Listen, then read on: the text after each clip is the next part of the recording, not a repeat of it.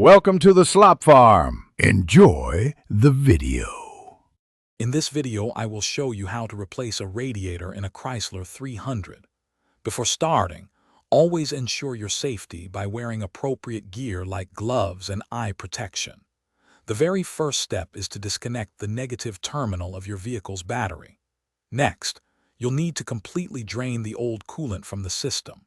This usually involves opening a drain cock at the bottom of the radiator or disconnecting a lower hose. Be sure to use a suitable container to catch all the fluid. With the coolant drained, it's time to start detaching components connected to the radiator. Begin by removing the clamps and pulling off both the upper and lower radiator hoses.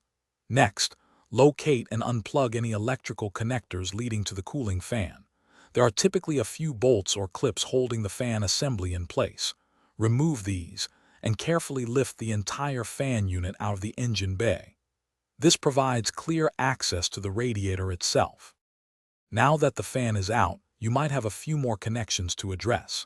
If your Chrysler 300 has an automatic transmission, you'll need to disconnect the transmission cooler lines from the radiator.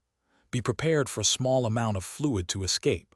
Once all lines are free, unbolt the radiator from its mounting brackets. There are usually 2 or 4 bolts. With everything disconnected, carefully lift the old radiator straight up and out of the engine compartment. Then, gently lower your new radiator into position. With the new radiator in place, it's time for reassembly. Reconnect all the hoses, ensuring the clamps are tight and secure. Don't forget to reattach any transmission cooler lines and plug in all electrical connectors, including those for the cooling fan. Now, refill your cooling system with the manufacturer-recommended coolant. Start the engine, allowing it to reach operating temperature and bleed any trapped air from the system. Finally, perform a thorough inspection for any leaks around all connections.